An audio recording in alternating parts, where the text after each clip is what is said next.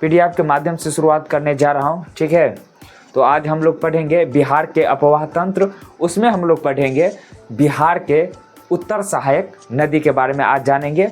अगले next class में हम लोग बिहार के दक्षिण उत्तर सहायक नदियों के बारे में जानेंगे। आज उत्तर सहायक नदियों के बारे में हम लोग जानेंगे। ठीक है, तो आइए देखते हैं।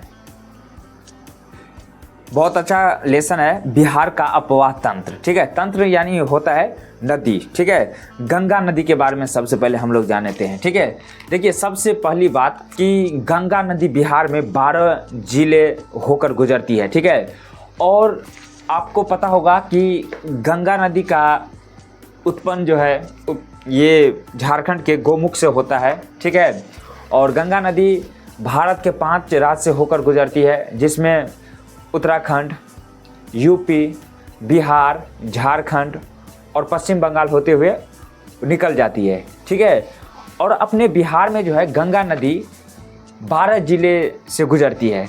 तो क्वेश्चन आता है कि बिहार में गंगा नदी प्रवेश करती है तो किस नदी से?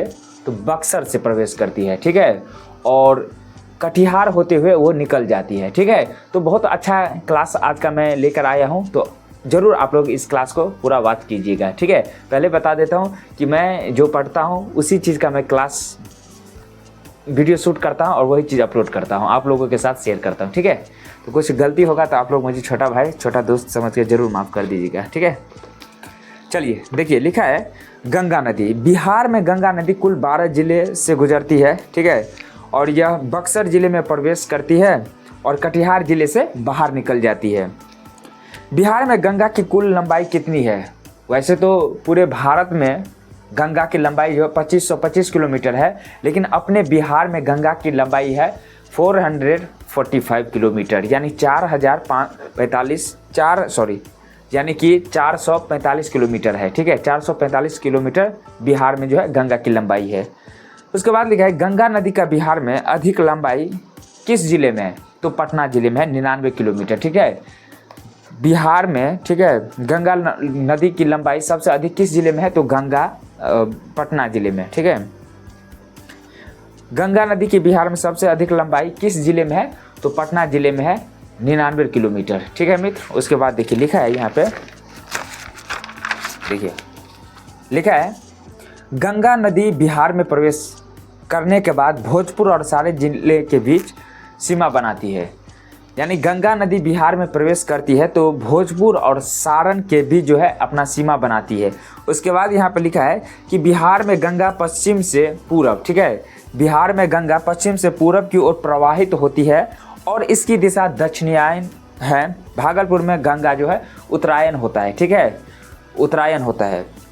अब यहाँ से हम लोग स्टार्ट कर रहे हैं बिहार में गंगा की उत्तर सहायक नदियों के बारे में हम लोग पढ़ने जा रहे हैं। ठीक है, बिहार में उत्तर सहायक नदियों के बारे में। ठीक है, तो सबसे पहला आता है सरयू नदी। ठीक है, सरयू नदी को ही घाघरा नदी कहा जाता है मित्र। ठीक है, सरयू नदी को ही घाघरा नदी कहा जाता है। तो सरयू नदी बिहार में गंगा का सबसे उत्तर पश्चिम सहायक नदी है। ठीक है, सरयू नदी बिहार में गंगा नदी का सबसे उत्तर पश्चिम सहायक नदी है। ठीक है, उसके बाद लिखा है यहाँ पे यह नदी बिहार में सारण जिले में, ठीक है, यह नदी जो है बिहार में सारण जिले में प्रवेश करती है और छपरा में गंगा से मिल जाती है। ठीक है, ये घाघरा नदी जो है जिसको सरयू नदी भी कहा जाता है, ये जो है बिहार में सारण जिले में जो है प्रवेश करती है और छपरा में जो है गंगा में मिल जाती है। उसके बाद है सरयू नदी बिहार में बाढ़ का कारण नहीं है। ठीक है, ये क्वेश्चन पूछा जाएगा कि बिहार में बाढ़ का कारण कौन सा नदी नहीं है? तो सरयू नदी। ठीक है, सरयू नदी जो है बिहार में बाढ़ का कारण नहीं है। उसके बाद है महानंदा नदी। ठीक है मित्र, महानंदा नदी, देखिए गंगा का सबसे उत्तर पूर्व सहायक नदी जो है महानंदा नदी है। ठीक है, गंगा का सबसे उत्तर पूर्व सहायक नदी महानंदा नदी है। महानंदा नदी बिहार में किशनगंज जिले से प्रवेश करती है और पूर्णिया होते हुए कटिहार से बिहार से बाहर हो जाती है। महानंदा नदी बिहार में किशनगंज जिले से प्रवेश करती है और पूर्णिया होते हुए कटिहार से जो है बिहार से बाहर हो जाती है। उसके बाद देखिए लिखा है, देखिए अगला नदी का नाम है गंडक नदी। ठीक है, गंडक नदी स्टार लगा है। गंडक नदी को नेपाल के पर्वतीय क्षेत्र में शालिग्राम भी कहते हैं। ये क्वेश्चन आ सकता है, गंडक नदी को नेपाल के पर्वतीय क्षेत्र में शालिग्राम कहते हैं। ठीक है, तथा जब यह नेपाल के मैदानी भाग में प्रवेश करता है, जब यह नेपाल के मैदानी भाग में प्रवेश करता है तो इसे नारायणी नदी भी कहते हैं। ठीक है, नारायणी नदी भी कहते हैं।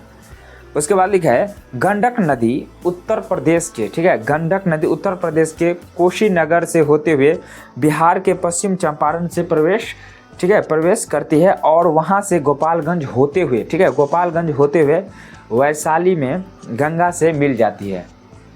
वैशाली में जो गंगा से मिल जाती है। गंडक नदी के किनारे विश्व प्रसिद्ध सोनपुर का मेला लगता है। आपको पता होना चाहिए, गंडक नदी के किनारे विश्व प्रसिद्ध सोनपुर का मेला लगता है, आपको पता ही होगा। उसके बाद है मित्र, अगला नदी का नाम है बूढ़ी गंडक। ठीक है, बूढ़ी गंडक देखिए, यह पश्चिम चंपारण के सोमेश्वर की पहाड़ी से निकलती है और पूर्वी चंपारण, मुजफ्फरपुर, समस्तीपुर और खगड़िया होते हुए मुंगेर में गंगा नदी से जो है मिल जाती है। बूढ़ी गंडक का प्रमुख सहायक नदी बागमती है। ठीक है, बागमती, ठीक है, बूढ़ी गंडक का प्रमुख नदी कौन सा नदी है, तो बागमती है। ठीक है, नेपाल की राजधानी काठमांडू जो है इस नदी के किनारे बसा है, बागमती नदी के किनारे। ठीक है, बहुत शानदार क्वेश्चन बनेगा कि नेपाल की राजधानी काठमांडू है, किस नदी के किनारे बसा है, तो बागमती। ठीक है, और इस नदी के किनारे पशुपतिनाथ मंदिर भी स्थित है। ठीक है, याद रखिएगा, इसी नदी के किनारे जो है पशुपतिनाथ मंदिर जो है स्थित है। अगला देखिए, कोसी नदी। कोसी नदी बिहार का शोक नदी कहा जाता है। कोसी नदी को बिहार का शोक नदी इसलिए कहा जाता है मित्र, क्योंकि ये जो है, यह नदी जो है निरंतर मार्ग बदलने के कारण, ठीक है, कोसी नदी जो है निरंतर मार्ग बदलने के कारण जो है बिहार का शोक नदी इनको कहा जाता है। ठीक है, तो आइए देखते हैं कोसी नदी के बारे में। कोसी नदी तिब्बत से निकलकर नेपाल में सप्तकोशी के नाम से जाना जाता है। यानी कि कोसी नदी जो है तिब्बत से निकलती है, फिर नेपाल आती है, फिर अपना भारत आता है, यानी 3 देश आता है, तिब्बत, नेपाल और भारत। ठीक है, तो वही चीज़ देख लेते हैं। कोसी नदी तिब्बत से निकलकर नेपाल में सप्तकोशी के नाम से जाना जाता है और बिहार के सुपौल जिले से जो है प्रवेश करती है कोसी नदी। बिहार के सुपौल जिले से कोसी नदी प्रवेश करती है और यह सहरसा, मधेपुरा होते हुए कटिहार में गंगा नदी से मिल जाती है। ठीक है, उसके बाद लिखा है निरंतर मार्ग परिवर्तन होने के कारण, यही बात है, निरंतर मार्ग जो है, मार्ग परिवर्तन होने के कारण जो है कोसी नदी को बिहार का शोक नदी कहा जाता है। क्लियर? तो आज का क्लास देखिए कितना अच्छा क्लास था। ठीक है, अगला जो क्लास हम लोग पढ़ेंगे बिहार में गंगा की दक्षिण सहायक नदी। आज तो था उत्तर सहायक नदियों के बारे में था। ठीक है, और नेक्स्ट क्लास जो है दक्षिण सहायक, बिहार में दक्षिण सहायक नदियों के बारे में हम लोग जानेंगे। तो आप लोग हमारे साथ अवश्य जुड़िए और हम जो भी पढ़ते हैं, हमारे टीचर जो भी हमें पढ़ाते हैं, वही चीज़ को मैं वीडियो के माध्यम से बनाकर और आप लोगों तक मैं पहुंचाने का पूरा प्रयास करता हूं। इससे मुझे भी रिवीजन हो जाता है। ठीक है, तो आई होप आज का क्लास छोटा सा था, आप लोगों को अच्छा लगा है। मिलते हैं इसी अंदाज में नेक्स्ट क्लास में, तब तक के लिए खुश रहिए, मुस्कुराते रहिए। जय हिंद, वंदे मातरम, हर हर महादेव।